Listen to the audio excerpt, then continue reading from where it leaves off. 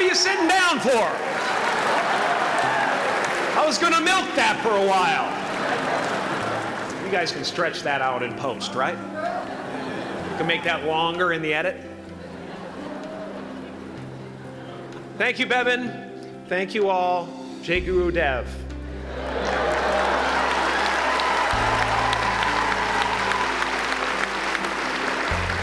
I brought one of my paintings to show you today. I hope you guys are going to be able to see it okay. It's not one of my bigger pieces, so you might want to move down front. Get a good look at it. Faculty, parents, friends, dignified guests, graduating class of 2014. And all the dead baseball players coming out of the corn to be with us today. After the harvest, there's no place for them to hide. Fields are empty. There's no cover there. I'm here to plant a seed today, a seed that will inspire you to move forward in life with enthusiastic hearts and a clear sense of wholeness. The question is, will that seed have a chance to take root? Or will I be sued by Monsanto and forced to use their seed?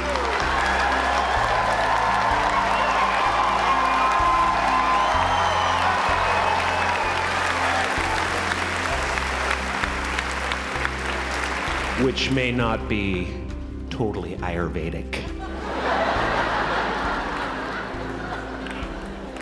Excuse me if I seem a little bit low energy today, whatever this is. I slept with my head to the north last night.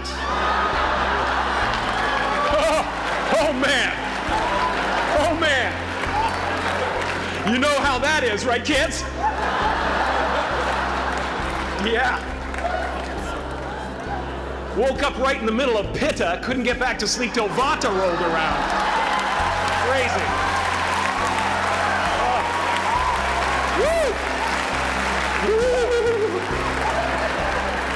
But I didn't freak out, you know. I used that time to eat a large meal. Connect with someone special on Tinder. Because life doesn't happen to you, it happens for you. How do I know this? I don't, but I'm making sound, and that's the important thing. That's what I'm here to do. Sometimes I think that's the only thing that's important, really, you know? It's just letting each other know we're here, reminding each other that we're part of a larger self. I used to think Jim Carrey is all that I was. Just a flickering light, a dancing shadow, the great nothing masquerading as something you can name. Seeking shelter in caves and foxholes dug out hastily, an archer searching for his target in the mirror, wounded only by my own arrows, begging to be enslaved, pleading for my chains, blinded by longing and tripping over paradise.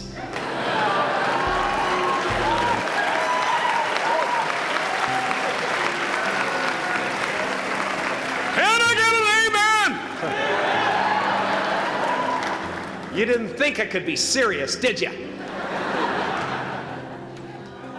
I don't think you understand who you're dealing with. I have no limits.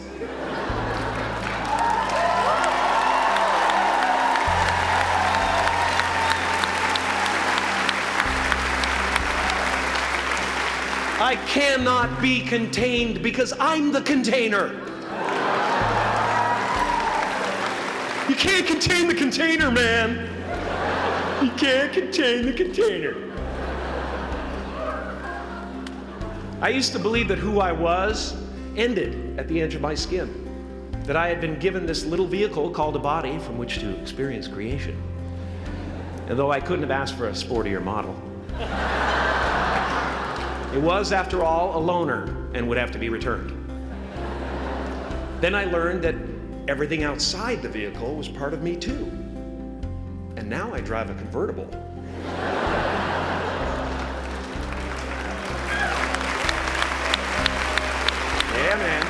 Top down, wind in my hair. Woo! I am elated and truly excited to be present and fully connected to you at this important moment in your journey. I hope you're ready to open the roof and take it all in. Okay, 4 more years then. They're obviously not ready. Just need some more cutting. Now, I want to thank the trustees, the administrators, the faculty of MUM for creating an institution worthy of Maharishi's ideals of education, a place that teaches knowledge and experience, the knowledge and experience necessary to be productive in life, as well as enabling the students through transcendental meditation and ancient Vedic knowledge to slack off twice a day for an hour and a half.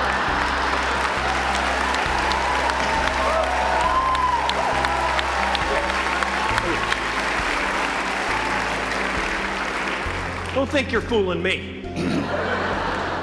But I guess it has some benefits. It does allow you to separate who you truly are and what's real from the stories that run through your head. You have given them the ability to walk behind the mind's elaborate set decoration and to see that there's a huge difference between a dog that is going to eat you in your mind and an actual dog that is going to eat you.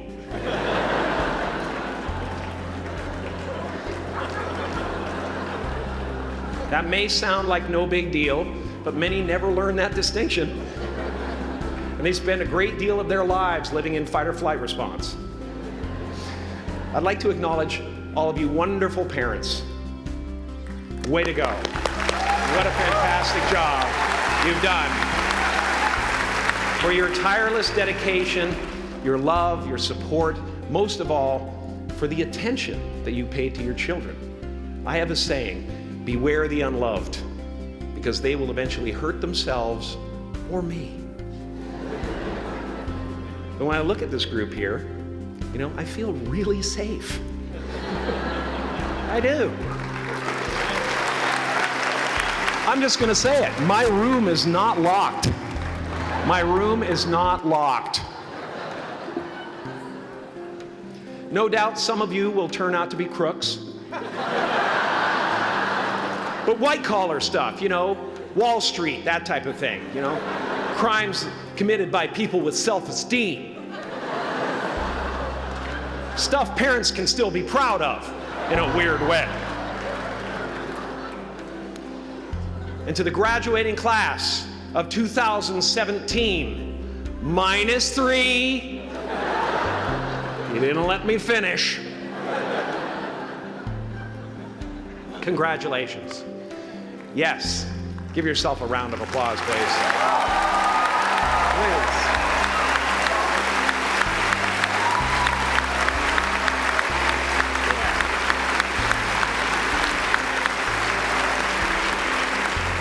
You are the vanguard of knowledge and consciousness, a new wave in a vast ocean of possibilities. On the other side of that door, there's a world starving for new ideas, new leadership. I've been out there for 30 years. She's a wildcat. Oh, she'll rub up against your leg and purr until you pick her up and start petting her, and then out of nowhere, she'll swat you in the face. It can be rough out there, but that's okay, because there's soft serve ice cream with sprinkles. I guess that's what I'm really trying to say here today. Sometimes it's okay to eat your feelings. Now, fear is going to be a player in your life, but you get to decide how much. You can spend your whole life imagining ghosts, worrying about the pathway to the future, but all there will ever be is what's happening here, and the decisions we make in this moment, which are based in either love or fear. So many of us choose our path out of fear disguised as practicality. What we really want seems impossibly out of reach and ridiculous to expect, so we never dare to ask the universe for it. I'm saying, I'm the proof that you can ask the universe for it. Please.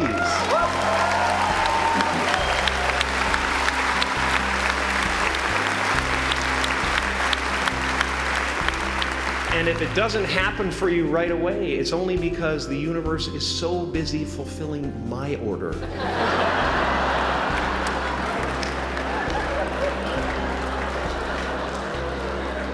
Party size! My father could have been a great comedian, but he didn't believe that that was possible for him. And so he made a conservative choice. Instead, he got a safe job as an accountant. And when I was 12 years old, he was let go from that safe job. And our family had to do whatever we could to survive. I learned many great lessons from my father, not the least of which was that you can fail at what you don't want. So you might as well take a chance on doing what you love.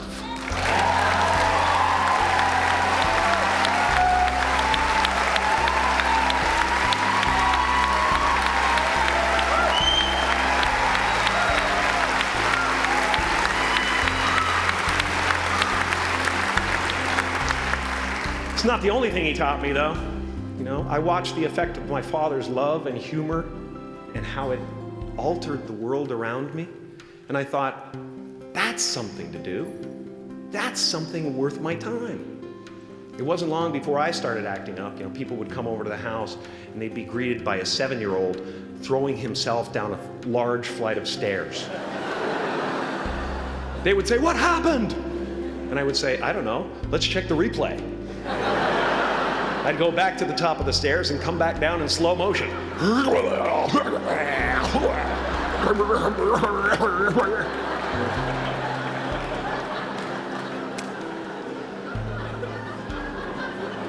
It was a very strange household. My father used to brag that I wasn't a ham, I was the whole pig. And he treated my talent as if it was his second chance. When I was about 28, after a decade as a professional comedian, I realized one night in LA that the purpose of my life had always been to free people from concern, just like my dad. And when I realized this, I dubbed my new devotion the Church of Freedom from Concern. The Church of FFC.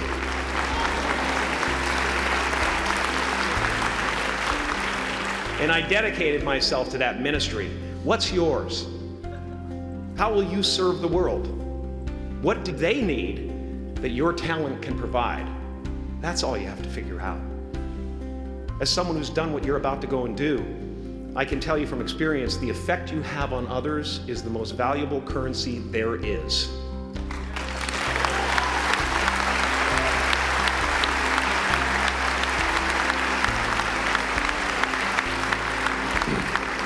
Because everything you gain in life will rot and fall apart, and all that will be left of you is what was in your heart. My choosing to free people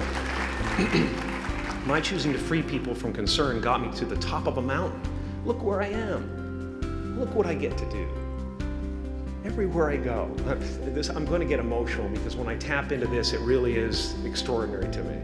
I did something that made people present their best selves to me wherever I go.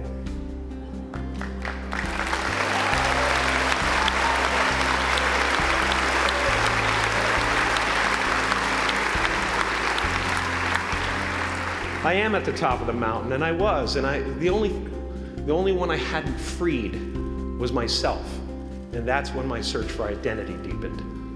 I wondered who I'd be without my fame. Who would I be if I said things that people didn't want to hear? Or if I defied their expectations of me? What if I showed up to the party without my Mardi Gras mask and refused to flash my breasts for a handful of beads? I'll give you a moment to wipe that image out of your mind.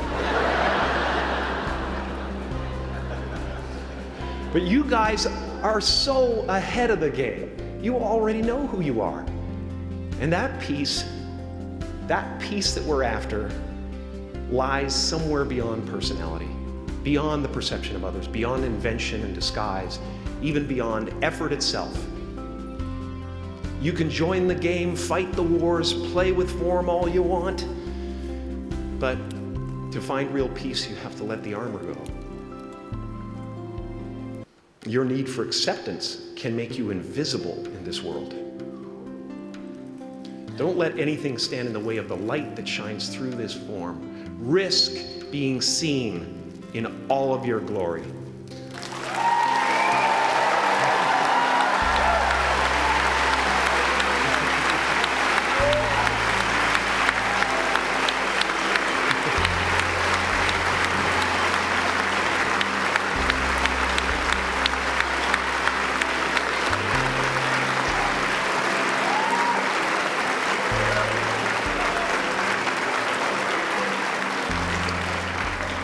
It's not big enough.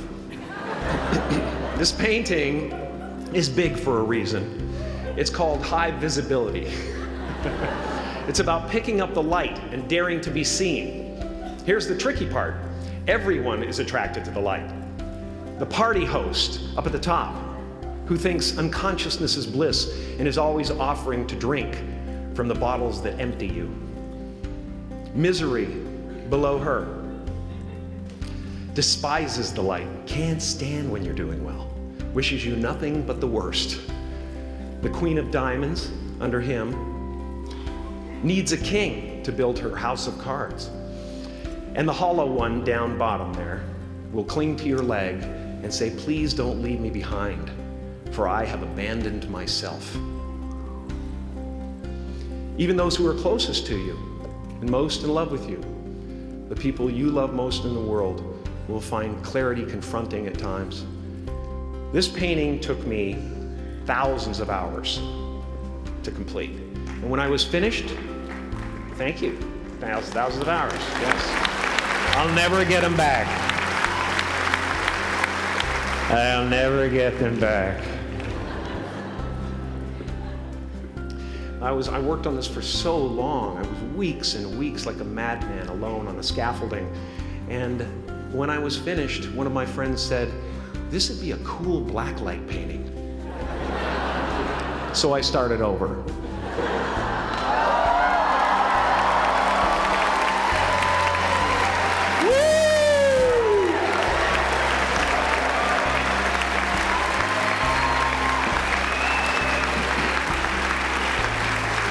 Welcome to Burning Man. Some pretty crazy characters up there, but better up there than in here. You know, painting is one of the ways, thank you. Painting is one of the ways I free myself from concern, a way to stop the world through total mental, spiritual, and physical involvement. But even with that comes a feeling of divine dissatisfaction, because ultimately, we're not the avatars we create. We're not the pictures on the film stock. We are the light that shines through. All else is just smoke and mirrors, distracting, but not truly compelling. I've often said that I wished people could realize all their dreams and wealth and fame, and so that they could see that it's not where you're going to find your sense of completion. Like many of you, I was concerned about going out into the world and doing something bigger than myself, until someone smarter than myself made me realize that there is nothing bigger than myself.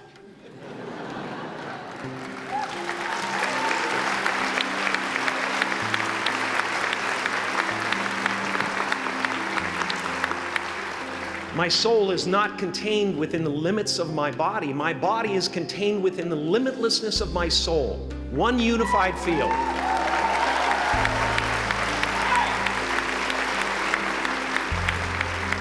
One unified field of nothing, dancing for no particular reason, except maybe to comfort and entertain itself.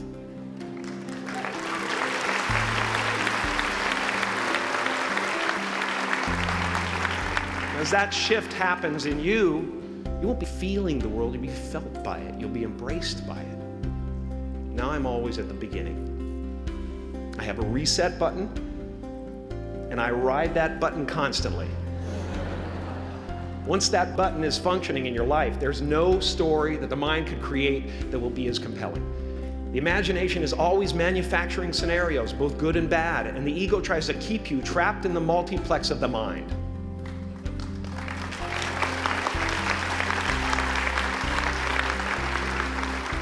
Our eyes are not viewers, they're also projectors that are running a second story over the picture.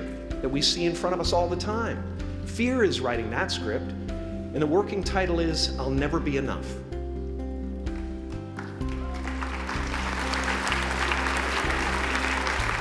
Now you're going to look at a person like me and say, how could we ever hope to reach those kind of heights, Jim? How can we make a painting that's too big for our home? How do you fly so high without a special breathing apparatus? This is the voice of the ego. And if you listen to it, there will always be someone who's doing better than you. No matter what you gain, ego will not let you rest.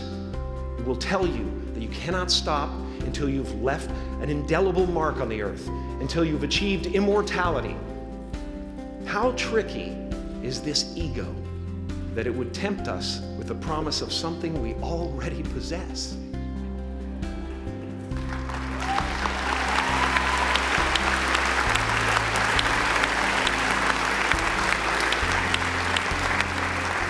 So, I just want you to relax. You know, that's my job. Relax and dream up a good life. I had a substitute teacher from Ireland in the 2nd grade that told my class during morning prayer that when she wants something, anything at all, she prays for it and promises something in return, and she always gets what she wants. Well, I'm sitting in the back of the classroom, you know, thinking, wow, my family can't afford a bike, you know. So I went home and I prayed for one. And I promised I would recite the rosary every night in exchange. Broke that promise. But 2 weeks later, I got home from school to find a brand new Mustang bike with a banana seat and Easy Rider handlebars. Yeah. From fool to cool. My family informed me that I had won the bike in a raffle that a friend of mine had entered my name in without my knowledge whatsoever. So that type of thing has been happening to me ever since. As far as I can tell, it's just about letting the universe know what you want and working toward it while letting go of how it comes to pass.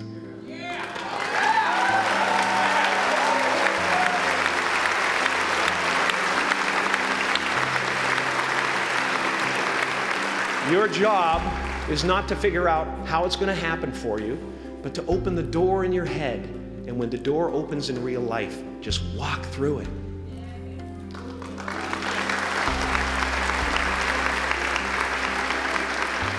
And don't worry if you miss your cue, because there's always doors opening. They keep opening.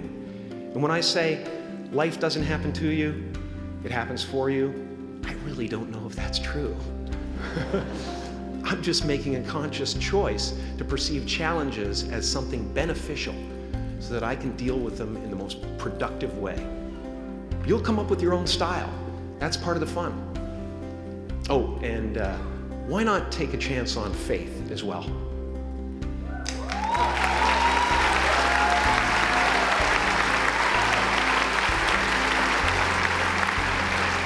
Take a chance on faith. Not religion, but faith. Not hope, but faith. I don't believe in hope. Hope is a beggar. Hope walks through the fire and faith leaps over it.